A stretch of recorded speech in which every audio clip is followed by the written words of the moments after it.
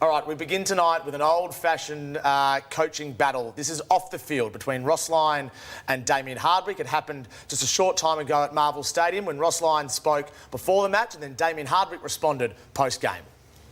Oh, you know, I'm a little bit concerned. They're chock full of talent, aren't they? The AFL Nepo baby. But it's a little bit disrespectful, I think. Trust me, I've been at Richmond and I've come to the Gold Coast. We don't get a lot. What probably St Kilda should do is just make sure they focus on their own backyard instead of trying to bring everyone else down.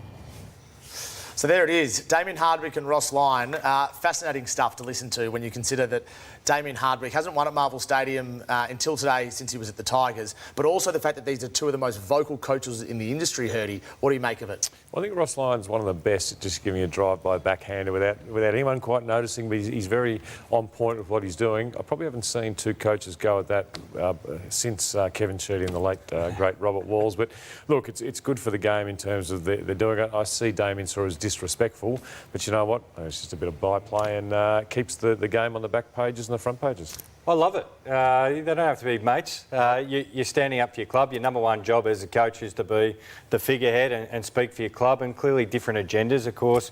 Damien Hardwick is going to defend the Gold Coast Academies to the hilt, and Ross Lyon is echoing the thoughts of his president, because, you know, his president has been pretty strong on academies, NGAs, father-sons and alike. So it seems on brand, if you will. We'll get into the St Kilda game later, but is he deflecting off the performances of the team at the moment, Jimmy?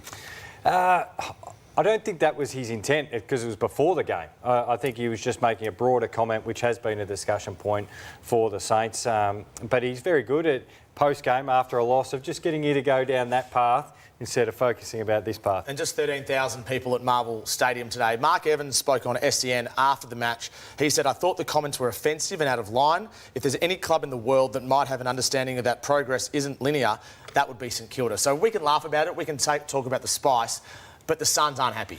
And rightly so, but just look at the average crowds. 19,000 average over the last 4 games to 13,000. That's the one I'd be concerned about, St Kilda. I know it's 4 o'clock on a Sunday. It's a nice day out in Melbourne, but 13,000 is not acceptable anywhere for any game of AFL football with a team like St Kilda, because they have got a massive supporter base. It's not like they're, I mean, just respectfully North Melbourne, they've still got a big supporter base in Melbourne. 13,000 is very, very low. Yeah, absolutely is. We'll talk about the Suns and the Saints a little bit later on, but a bit of spice there between two senior voices in the game. Let's get into the agenda tonight and start with Carlton and their loss against the Giants on Saturday afternoon at Marvel Stadium, that ground you're just talking about. The mediocrity at Carlton at the moment, Jimmy, is rife. They've won 17 of their last 35 games. They're not playing great football. But the question I have for you is it the personnel or is it the system? It's a bit of both at the moment, Tom, and I think everyone's tried to dissect what's going on with Carlton. This is the Carlton side who made it all the way to a preliminary final, and so I think it is a mix of both. Of course, everyone is identifying small forwards. They're not as stacked as some other teams. You know, on the outside is where they get hurt, and the system, they still play this slow, grinding, stoppage style of football, and they just try and win by overpowering you with that method, and it's just not stacking up. They need to win 9 of their last 12 to play finals. They wanted to be a top 4 team at the start of the year, as Brian Cook told us before the opening round. Golly, well, you know, we want to make the top 4 and then see how we go in the finals, basically. So we're not shying away from that. Drifting into September right now, as you can imagine, is probably the furthest thing from my mind. Is taking a break, getting a rest, coming back together, putting the problem on the table, solving it together collectively as a group, resetting ourselves and bringing new energy and getting after it. So a real distinction there. 3 months ago they're talking about top 4. Now they're not really even thinking about September, and why can they really with those sort of numbers? The last 20 games, 6 and 14, and they're not beating many good teams aside from Geelong. I feel a bit sorry for Brian Cook there. I mean, you've got him at a very weak moment. I'm not having a crack at Brian Cook. He has every right to aim for top 4. Yeah. But this is on the Carlton team and the coaches that they can't even get them there. I think aiming for that is fair enough when you've got Cripps, Wiedering, you know, Sam Walsh, Do you think it was a throwaway line by him, or...? I think they had every right pre-season to aim for top 4. Tell me I'm wrong. Well, I think if you stuck a mic in nearly every club CEO, apart from a couple down the very bottom, That should be your goal. So my point is they're nowhere near it. No. Like they're nowhere near I it. think we all acknowledge that. Yeah, so why is that? Their kicks inside 50 have been off, Jimmy. Yeah, so I touched on the style of football that Carlton's playing. They won contested possession by 38 on the weekend and lost the game by 28 points. And for me, the issue at hand is their ball use going inside forward 50. It's one of many issues, but it's one that is frustrating me. So you spoke about this, Jimmy, 2 years ago in Footy Classified. It's been an issue for the best part of 24 to 36 months. Let's have a listen to Jimmy a couple of years ago. Here's Mackay. Charlie Curnow's got all the space here. It's learning to kick to your teammates. I know these two haven't played a lot of footy in recent years, but it's almost called landing it in the pool. Give him an advantage. This just gets kicked on top of his head. Again, wheels and goes. But this is a space. Doesn't have to be a perfect kick. Just needs to be sat in the space. He's already got the jump on Grimes here. Blasting away. You give each other no chance. So we picked up a few more from the weekend. Again, it's just dumping the ball inside forward 50. And you asked me, Tom, is it system or talent? And I think the system doesn't set up well because they're so heavy from stoppage. And for me, I know I mentioned it for 2 years, but clearly the development is not there. And development doesn't mean just first to third year players. You are still developing in the game all the way up. I was still doing development work in my 15th and last year of football. It's actually still improving. Kick the ball to advantage. If you can't do it properly, well, then go work on it. And you look at their kicks inside 50 rating at the moment. They've got the 190th, 200th, 223rd, 234th, 235th and 239th players in the game out of the top 258 That's an players. indictment of those players. And they're experienced players. And they're forwards kicking the forwards. And I'm sorry, I'm going to embarrass you here, Hurdy, but if you were playing with Lucas and Lloyd, you'd be working on how you're going to kick the footy to it because the ball's going to be in your hands the most. If you're a forward or a midfielder, it's not that hard to look up and practice looking up and kick it to advantage. You don't have to kick lace out every time, but they are giving their forwards no chance, and that's on the forwards and the mids and backs and everyone.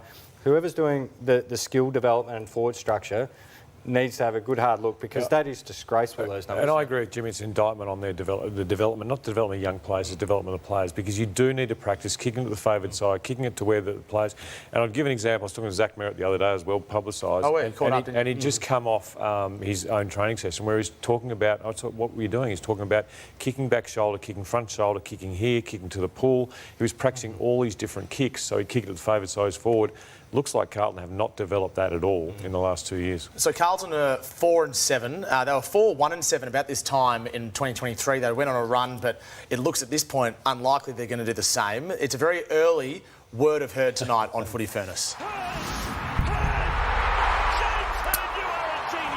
Yes, thanks, Tom. And we want to go into Carlton. I just want to talk about the way Carlton are playing. When things are going wrong and when you aren't playing the sort of football you are, players tend to go into themselves and try to take it on all themselves. We can call it selfish. It's not selfish. I want you to look at Harry Mackay here. This is a handball, needs to go out. He's not looking around at all. There's a player there. Cherr's right there. There's a player there that the ball should go to. Next one. Holland's here. You're not kicking. Best shot, Jimmy. I mean, it's the best shot. Where can I drop this so that we don't kick a point? You look at Patrick Cripps, the next one. Patrick Cripps coming down the ground. We love him as a player. Or this one here, he's inside 50. That should go to your Carlton player. Patrick Cripps, have a look here, inside 50. That kick, we know where that kick, top of 50. I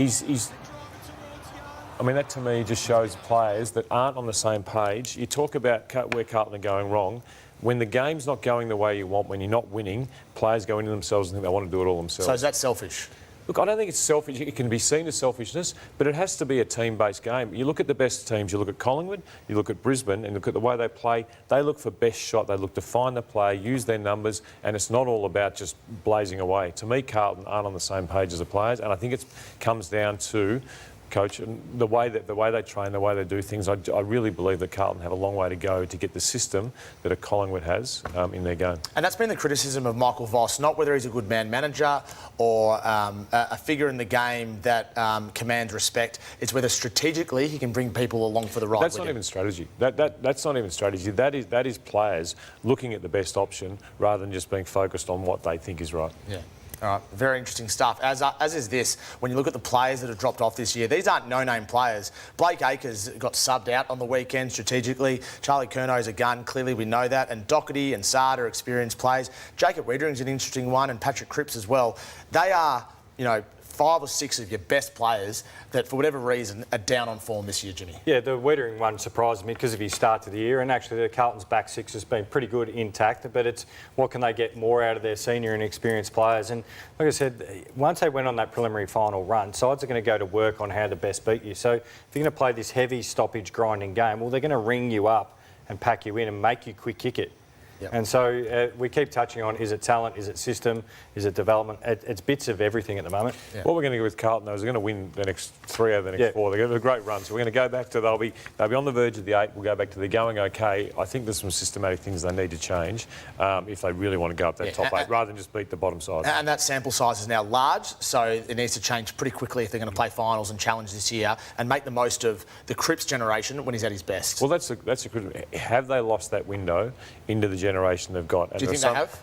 They're very close to. I think they're very close to losing the generational players and the talent they've got. Particularly if De Koning goes to St Kilda, I think there's a real worry whether Carlton have lost that window in the finals, the top 4. If Cripps retires and he's played in one prelim final, then that will be a failure, not for him, but for the club around him when he's been at his absolute Well, it would be best. a travesty. I mean, this guy's a champion of the game. I mean, you want your champions playing in the biggest games. I'd love to see Patrick Cripps playing in the last week in December. Let's move to a more positive story now at the MCG today, where Melbourne defeated the Sydney Swans by 53 points. They're one game off 7th, the Dees, Jimmy, and crucially, they're starting to believe. Take us through the Lexus of Blackburn key moments from this one. Yeah, it wasn't a bad game, actually, Tom. So as we get into the highlights here, when they start rolling, we can... Melbourne, Max Gawn kicked an absolute beauty here. Left foot snap. It was just being able to shove Grundy underneath it, and he knew how to play him best. Of course, Isaac Heaney was one of the Swans' better players. He kicked 3 goals, 20+ touches, continues on his great form. And Christian Petrarca in his 200th game, and congratulations on your 200th game, kicking a goal. And he was back to some really good form, but it was the Cozzy Pickett show. We can show all the highlights, and we could have filled him with Cozzy Pickett. Kicked 5 goals, 4, over 20 touches. He was the most dominant player on the ground. Had 11 shots, actually. And some of the ones that nearly went in, where it hit the post, were breathtaking. Christian Salem, as well, was back into some really good nick. He had near on 30 touches, but plenty of score involvements. But the real great aspect for Melbourne was they played the front half game, and they're another team we've criticised a bit for being too stoppage and contested footy heavy.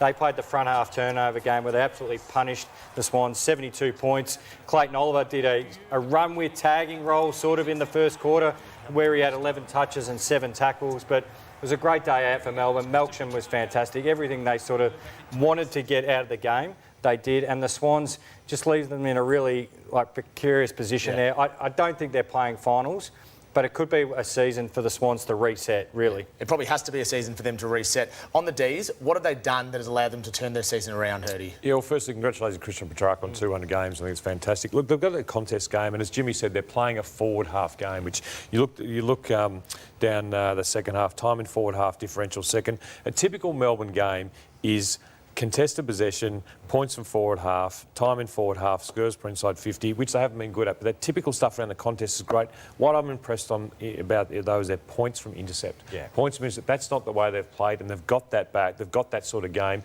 If you can keep the ball in your forward half, you can win the contest and you can intercept the ball, that is a really good way of playing. And Simon Goodwin, congratulations. I mean, 4 weeks ago, everyone's saying, Simon's out, Simon's out, Simon's out. He has, now they've got a CEO.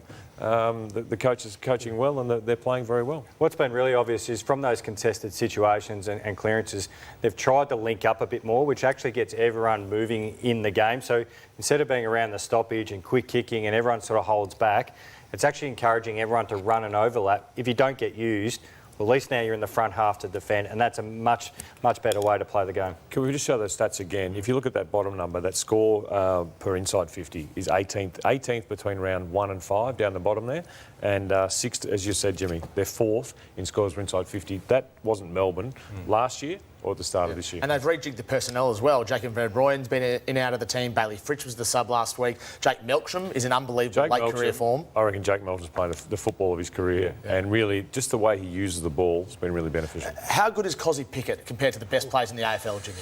He's definitely up near the top of the tree there. I don't know how you rank him, who have you got first or fifth or whatever, but the fact that he goes now through the midfield, and they've got that midfield mix, of course, you have one of he going through there, Petrarca.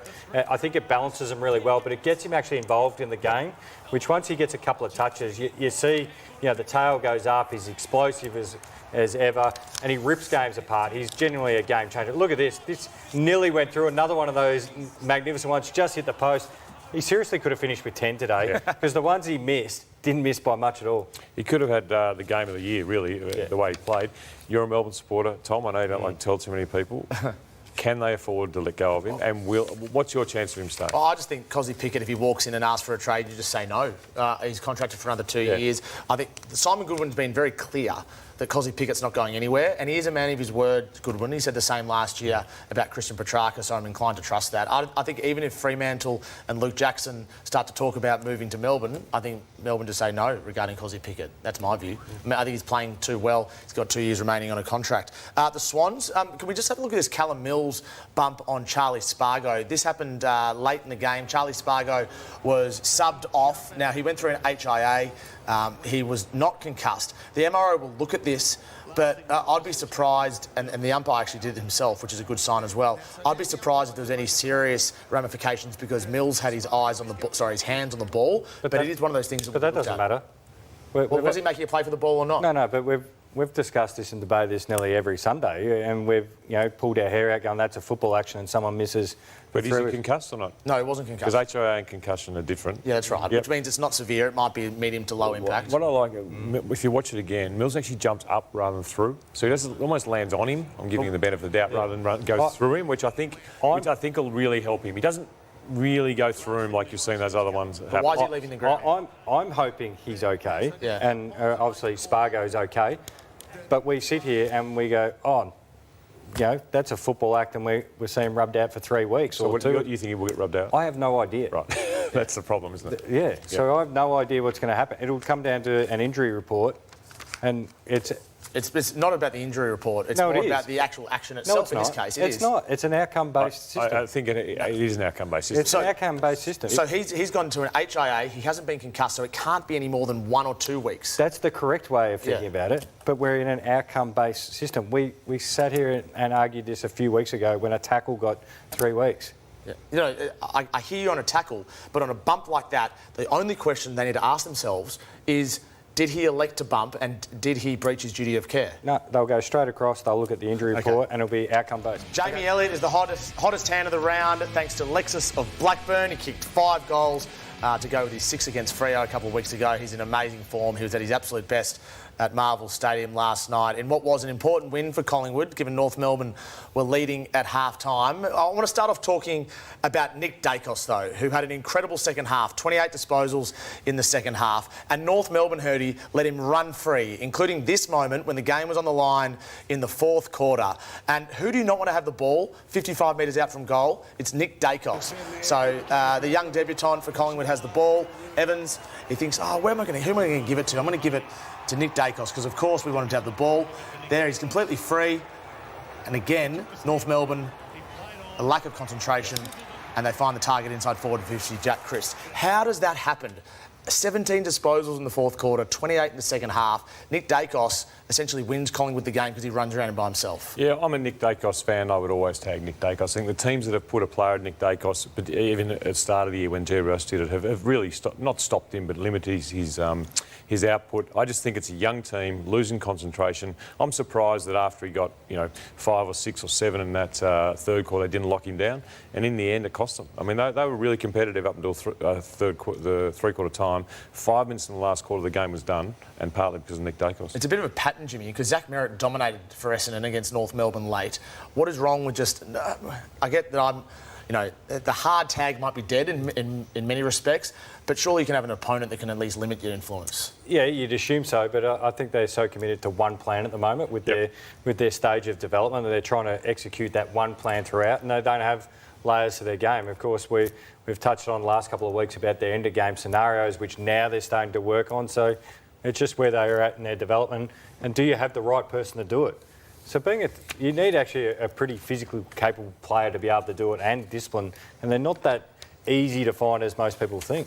Yeah, but I still think you need layers. I know you want to go with that one plan, but there's nothing wrong with you see something, you change it, you find a young player. I mean, we keep telling your story about the St Kilda Grand Final in 2009, I think it was. You actually just try things. I mean, you just try things, see what you get out of it. What about the Roos play? On a positive note, what about the Roos plan, especially in the first half, Herdy, and how that played out? Yeah, look, I mean, the plan to keep the ball off Collingwood, I think, was sensational. We look at the stats here and the uncontested possession difference. They just tried to kick their way through Collingwood, around Collingwood, and try and keep the ball off them, and it really worked. I mean, didn't work for the whole game, but when you're playing a side like Collingwood, love the ball in the hand, they love the chaos, they love to just handball their way through you, kick their way through you. The more time you can keep the ball off them, the better, and it really worked for North Melbourne that first half. Unfortunately, they came up against a side that, to my mind, is so far the best side in the competition, so far the best coach side in the competition. Their structure, they each know their roles, and they might lose for a half, but by the end of the game, they've got you. But if there was ever a time to get them, it was last night. No Pendlebury, no side bottom. True. You know, like Braden Maynard goes off injured. That was their time. They were ripe for the picking at Marvel Stadium. You're ahead, and they still couldn't get them. But Collingwood is such a role-based team. Yes, their individuals are great. They've got a high level of talent. But the way they play their roles, the roles are defined. You go out, you go in. You go out, you go in. If they had played a Brisbane perhaps, or a Gold Coast perhaps, a better quality team, that would have hurt them more. But I just love the way they're role-based. And as a role-based team, it's easier if personnel comes out for someone else to slip in. Yeah, incredibly disciplined side. Gentlemen, I watched Caleb Daniel the other night, and I actually feel for the guy. He looks pretty short on confidence, the way he's going about his football. And he's trying to do a swap here. Well, Aidan Corr thinks he's about to swap over here. That's Harry Perryman that goes to the side. And his first reaction is to drift to the back of the contest. Now, this might have been the mode of football for him at the Dogs, when the Dogs were going really well and a really good team defence, organised and structured.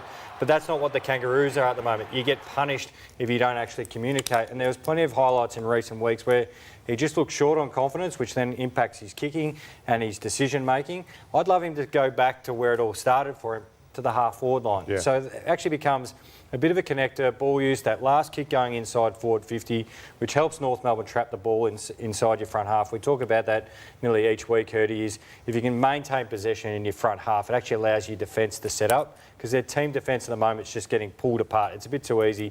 That's why Collingwood and other sides are able to have big quarters on them. And even as that high half forward come up to the stoppage, sit just off the stoppage, so they can be used, and not so much inside the stoppage, but first hands out, there you are, good ball user rather than playing behind the ball. Yeah, so he can be the ball user, but he's not. Well, you still worry about your direct opponent, but it's not as critical as being deep in defence. And if you're just folding back and letting your man go to the other side of the stoppage from where you are as a halfback, you're going to get found out by the best players and the best teams. All right, let's move to the game a little bit earlier today, which we spoke about before, which was Gold Coast and St Kilda. The Suns won by 19 points. Let's just take us through the Lexus of Blackburn key moments, Herdy. It's a game that the Suns led for the entire night, but in the end, they got the result they wanted. Yeah, well, the Saints, I don't think, are in good form. But first of all, Sam Clohessy snapping the first goal of the game and really set the Suns on their way. Mitch Owens fought one back, kicking St Kilda's first goal. Looks, the St Kilda tried, but really it just showed the Suns' talent. You've got Nick Holman crumbing and off Ben King's drop mark. Ross Lyon reading the riot act, as he's done many a time. He's very good at it, and normally it inspires them, with Cooper Sharman kicking a goal after being set up by Mitch Owens. I love watching this player aside, Wangadeen Miller at Jimmy, kicking a goal and run from 30. I mean, he's got so much talent. I think St Kilda wish they had 3 or 4 of him. Sign him up. In the team. And Ben Long, another player with enormous skill, and he very rarely misses when he's in front of goal, Ben Long. That was one they needed to kick. At the time, they really needed to kick. It would have brought them back. Sharman putting the Saints in 13 points. We thought maybe they're in, but took Miller setting up Ben King for the sealer, and the Suns too good, too strong. And for me, it was a disappointing crowd. Like, the most disappointing thing was the performance they lost. But 13,000 people. I don't want to labour the point, but that must be worrying for St Kilda. It's not many. The Saints rebuild, Jimmy, you've been very much on board with. They've got lots of good young players, you've told us. They had a good start to the season. Are you starting to waver in any way at the moment? No, with young players, you're going to fluctuate throughout the season and throughout quarters. But I wasn't using that as an excuse, actually, today. The Gold Coast Suns were a bit better than the Saints. They punished them when they got their opportunities. The Saints missed a number in the second quarter that they probably should have knocked them over. And you're at a different point when you're starting coming up three-quarter time. They lost to West Coast last week. Yeah. They've won 1 out of their last 6. Yeah. But you still think they're on the right track? I'd like them to be a little bit more advanced, but I am a believer in their young talent. I'm happy to be on an island on that. And That's a question, not a criticism. No, but what about you, Hurdy? You clearly don't believe. They fluctuate. And I know it's young teams, they just fluctuate between some really good performance, really bad performance. And this Ross Lyon as a coach, his teams normally don't fluctuate. They normally they have a consistent standard. And I think that probably haven't seen a Ross Lyon team fluctuate as much as this one does. Yeah, big game against Melbourne and Alice Springs next week coming up for the Saints. They try to arrest this form slide. What have they lost? Lost 6 of their last 7, so they need to lift sometime soon. Some injury news as well. Mac Andrew actually had a rolled ankle. I've spoken to the Suns. It looked bad. It looked like an Achilles initially. The Suns tonight tell me it's a rolled ankle and it shouldn't be too serious. At least they hope not. He'll have scans, but it's certainly nothing that will be season-ending like an Achilles would be. Well, we saw him walk off the ground with ice around his ankle, and if you've got an Achilles injury, you're not walking off the ground just casually with ice wrapped around your ankle. They are taking all the precautions. Welcome back to Footy Furnace. It was Brisbane's most complete performance of the year at the MCG yesterday when they defeated the Hawks by 33 points. Left plenty of questions around the Hawks. One of those questions, Hurdy, is their midfield. Yeah, and I think Sam Mitchell spoke a couple of years ago about the speed of ball movement, how important it's going to be. And he's exactly right. And I think that people ask, have the Hawks improved? Have they not improved? Yes, but not as much I think Sam Mitchell and his team would have liked. And one of the reasons is their contest. I mean, I agree that offence is such an important part of the game. It's redefining. But if you don't have the contest right, there's something you can't go back to actually get the ball in your forward half. And too often, the Hawks, if you look at these stats, too often they're losing their contested possession difference, clearance difference, tackling difference, and their pressure rating from round 9 to 11. They're poor numbers. They're not numbers of a high team. Against good teams, against Brisbane and against the Gold Coast, they were beaten in the contest. And understand they want to use the ball off half-back. They want to be able to spread the game and make them an attacking team off half-back and kick their way through teams. But Jimmy, I think they've got to get back to their contest game and winning more of the ball around their contest so they can get a forward half game and actually play the game in their half more. Yeah, they're almost the reverse of what we spoke about with Hawthorn. They've actually got to take care of the contest because their outside game flows off the back of it. And I think from the Easter Monday clash, Geelong showed other sides how to take Hawthorn is you cut out that first release. So instead of doing 150s and chasing them all the way down the ground, if you're disciplined enough to cut out the first release, you can try and bring the game then back into a contest against the Hawks. Hurdy, did they rely too much on Will Day? Since the start of last year, the numbers are astounding because when he plays, they generally win. When he doesn't play, they lose more than half of the time. And he's going to be out for most of the rest of the year, if not the entire year. Obviously a big loss, but their lack of depth maybe is showing. Well, I think, look, Will Day's an exceptional player. We all no doubt. When you lose one of your best players, it's very hard to replace him. But it does seem strange that is such a discrepancy. One player, win that many, lose that many. I don't think there'd be any other team in the competition that would have that discrepancy over one player. Now, you've been big on James Sicily as well as the captain. Yeah. If he was just a player, I think you'd be giving moderate feedback. But when you're the captain and you're turning the ball over and you're not at your best, then the spotlight's on you. Yeah, we talked about it last week, and I think others have talked about it, in previous weeks. He just got to take care of the ball more. It's just been too much. The ball is when you've got the ball in your hands, you control the game, and you have to take care of it. And I just don't think at times it is important because he's the captain of the club and he's obviously passionate about it. But I just think in my mind, 50-metre penalty. In my mind, he's got to take more care of the ball and show more responsibility as the captain. We said it last week. He's got the opportunity to be a premiership captain of this club. That's the talent they've got. I think he needs to show more leadership. That game's still on at that moment, and he gives away a 50-metre penalty, Jimmy. So that happens quite often with players. But when you're the captain, what does the coach say to you? He's probably going to cancel him after the game and say that's not what we're after. We know he's an emotional guy and we expect better. My focus went to the Brisbane Lions and Noah Answorth, and with all the injuries the Brisbane Lions have had, they've just found new guys to step up, but not only step up, but actually really thrive in the role as well. And I'm just looking at Noah Answorth, the way he plays on and off his direct opponent. I know a lot of half-backs and deep defenders or mid-sized defenders go back there to win a truckload of the footy. He still finds plenty of the footy, but what he does is he takes out the opposition's best small forwards first, and he's really disciplined. It's a bit niggly as well. He gets under their skin like good old defenders. And have a look at some of those matchups are there.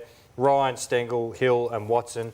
He's done a really good job. I only conceded 2 goals in those 4 matchups in particular. Yeah, unusual for the Hawks that Chol, Watson and Gunston were all goals. I think they kicked 0 goals 5 between them. They'll be looking for a big return when they next play. And a great win for the Brisbane Lions as well. At the MCG, back to their best, all their good players in form. The Adelaide Crows, Hurdy, were back to their best as well today at Adelaide Oval, 66 points. The Crows are in the 4. You know, they're playing some exciting footy. They're scoring freely, even without Tex Walker. Take us through the Lexus of Blackburn key moments. Yeah, look, a really impressive performance by the Adelaide Crows against the West Coast Eagles, who won their first game last week. And we see Jordan Dawson getting a ground ball and snapping the first quarter goal here. And, you know, talk about captains, talk about Sicily before, but he's playing a really captain's game. Harley Reid snapping over his shoulder midway through the first quarter for a Harley Reid goal. Tyler Brockman kicking goal from inside the centre square to put the Eagles within a kick in the second quarter, which is a fantastic effort. And again, Jordan Dawson setting up Wayne Malera with a great kick inside 50 and nice little spectacular mark there. Hasn't Jordan Dawson, the forward, been a revelation this year? He's a high talent. We know that he's ball use. Of course, when he came from the Swans, we all thought, geez, there's a nice half-back flanker wing, but he's been an inside mid, pushes forward. His overhead marking sets him apart from a lot of midfielders. And Rochelle was class today. It was pretty swirly conditions, which a lot of players battled to actually kick their set shots, but he made the hard look easy, kicking 5 goals as well, and that was a big difference, of course. There's a bit of the class there, and to give you a bit of an insight of how tricky it was, big Darcy Fogarty, who's one of the best set shots for goal, he nearly put it on the full from 30 metres out straight in front.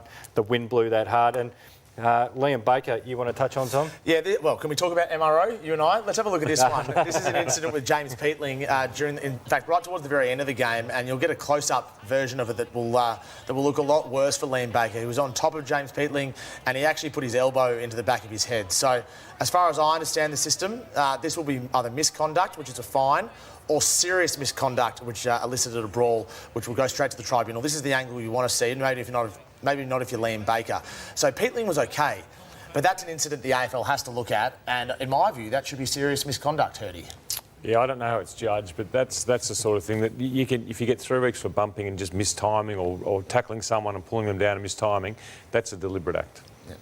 Jimmy, can we talk about it? Yeah, of course we can talk about it. Well, what do you think? Well, I don't know. That's the point I'm making. But what do you think? If you were the MRO, what would you say to that? Have a week off. Yep, I think we all agree on that. That to me is worse than a tackle where you pull from behind and hit someone, because it's a deliberate act to try and not so much hurt someone, but to influence someone. As a tackle, you make a mistake. It's so good when all three of us agree. Jake Waterman, dislocated shoulder. This is a big injury for the West Coast Eagles. They can ill afford to lose a player of his stature and talent. Yeah, friendly fire. He had his arm there up and he got clattered into by not only his teammate but a couple of Crows as well, and that'd be a pretty painful injury, and hopefully he has a speedy recovery, because the last couple of years he's been a great forward for the Eagles. He's leading power and conversion as well, and they just were looking to build another big key forward next to him, and also with the question marks of whether Oscar Allen's staying, so we wish him a speedy recovery.